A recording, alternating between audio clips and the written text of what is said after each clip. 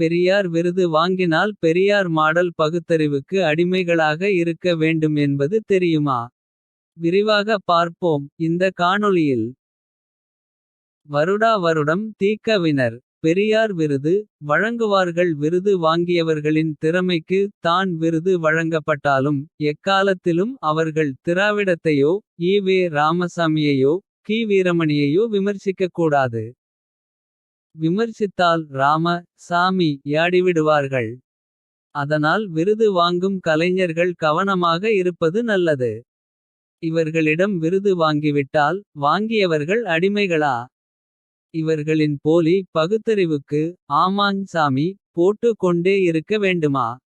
தீக்க பேர்வழிகள் அதைத்தான் எதிர்பார்க்கிறார்கள். எதிர்பார்ப்பு மாறுகையில் விமர்சிக்கப்படுகிறார்கள். இப்படிதான் பொறந்த வீடா புகுந்த வீடா ஒண்ணா இருக்க கத்துக்கணும். விரலுக்கேத்த வீக்கம் போன்ற படங்களை இயக்கிய வி. சேகரை விமர்சித்தார்கள். ஒரு முறை மருத்துவர் ராமதாசு உட்பட பலர் கலந்து கொண்ட பாமக கூட்டத்தில். இயக்குனர் வி. சேகர் பேசியது ஒவ்வொரு மனிதனுக்கும் அரசியல் தேவை. அதனால்தான் சினிமாக்காரனான நான் அரசியல் மேடைக்கு வந்திருக்கிறேன். சூழ்ச்சி அரசியல் தமிழனை பயந்தாங்கொள்ளி ஆக்கிவிட்டது. அதன் சூத்திரதாரி பெரியார். அவர் சிந்தனாவாதி தான். ஆனால் அது தமிழர்களுக்கு பயன்பட்டதா? சாதிகள் ஒழிஞ்சதா? அவர் மாதிரியானவர்கள் பேச்சைக் கேட்டு திராவிட மாயை இல் நாம அடிமையானது தான் மிச்சம். திராவிடக் கழகங்கள் தான் தமிழனை அரசியலில் பின்னுக்கு தள்ளியது. ஆரியம் பேசுறது பார்ப்பனியத்தை அழிக்கக் கூடியது. ஆனால் திராவிடம் நம்மையே அழிக்கக் கூடியது என்றார்.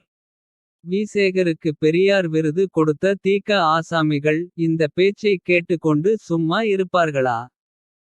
ஒப்பாரி வைத்தார்கள் விடுதலையில். தமிழனை பயந்தாங்கொள்ளியாக ஆக்கியது பெரியார் தானாம். ஒரு சினிமா இயக்குனர் வீரமாக பேசி இருக்கிறார். பெரியார் திடலுக்கு வந்து பெரியார் விருது பெற்றபோது. பரிதாபம் அவர் புத்தி எங்கே மேயப்போனது என்று தெரியவில்லை.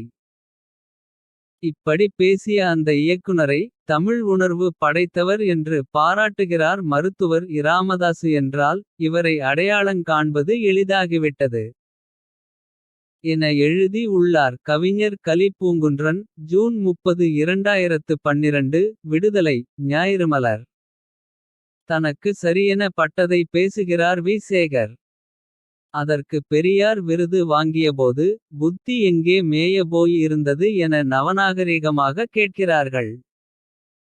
காங்கிரசிலிருந்த போது ஈவே ராமசாமியின் பகுத்தறிவு புத்தி எங்கே மேய போய் இருந்தது என நாம் கேட்கலாமா? மனிதன் என்பவன் சிந்தித்து கொண்டே இருப்பவன். நேற்று வரை சரியாக தெரிந்தது இன்று தவறாக தெரிகிறது. நேற்று சொன்னது சரியோ தவறோ அதையே கட்டிக் கொண்டு அழ வேண்டுமா?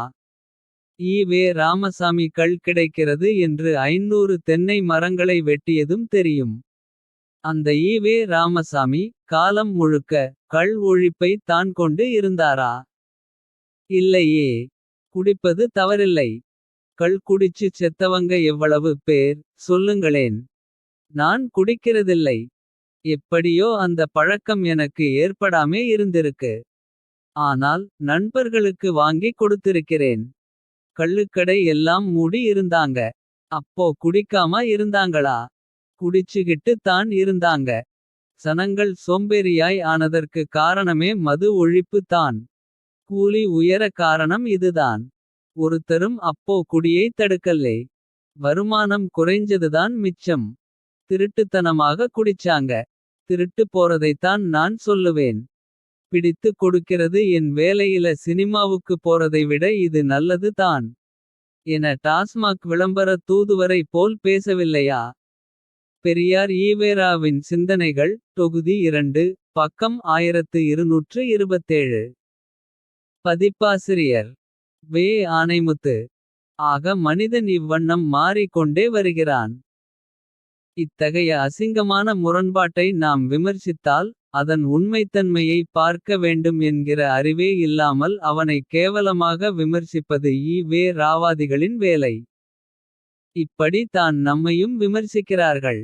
அதுவும் எப்படி. நீ சூத்திரன் என்பதை மறந்துவிடாதே என்று ஞாபகம் ஊட்டிக் கொண்டே. மலம் எடுப்பவர்களுக்கு அதன் வாடை மறத்து விட்டது போல. ஆயிரம் ஆண்டு காலமாக சூத்திர இழிவில் மூழ்கிக் கிடந்தவர்களுக்கு அந்த இழிவு என்பது ருசியாகக் கூட இருக்கும் என்கிறார்கள். பாருங்கள் என்ன ஒரு கேவலமான புத்தியுடன் விமர்சிக்கிறார்கள். யார் இப்படி விமர்சிக்கப்பட்டார். இயக்குனர் பாரதிராஜா தான் தீக்க ஆசாமிகளால் இங்கனம் விமர்சிக்கப்பட்டார். ஆனந்த விகடன் நவம்பர் 14 2012 இதழில் பாரதிராஜா கூறியது.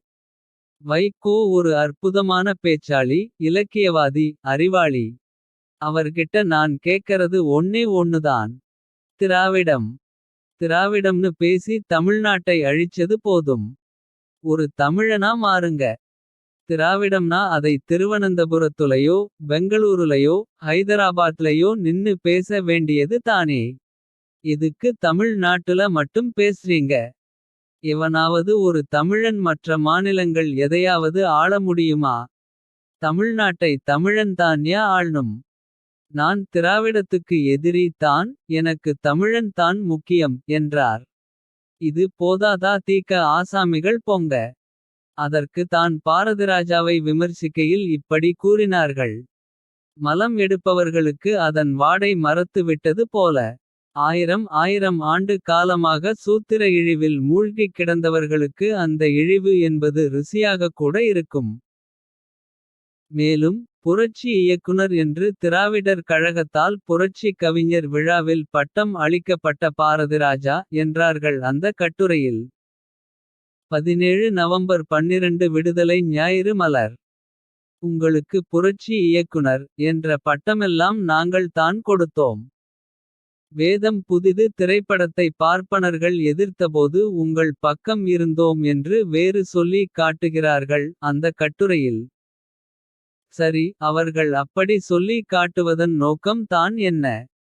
எக்காலத்திலும் திராவிட பித்தலாட்டத்தை விமர்சிக்காமல் விசுவாசமாய் இரு என்கிற ஆண்டை புத்தியன்றி வேறென்ன. வே ராமசாமியே அந்த விசுவாசத்தை எதிர்பார்த்தவர் தானே. நாம் எவ்வளவோ செய்தோம். அப்படி இருந்தும் பிராமணர்கள் தேவலை சாதி இந்துக்களால்தான் எங்களுக்கு தொல்லை. என்று ஆதித்திராவிடர்கள் கூறுகிறார்கள். இது நன்றியற்ற பேச்சு என்றாரே. விடுதலை செப்டம்பர் 21 1956 ஆக தலைவன் வழியில் தொண்டர்கள் சொல்லி காட்டுகிறார்கள். அதனால் பெரியார் விருது வாங்கும் திரைப்பட கலைஞர்கள் சூதானமாக இருப்பது நல்லது.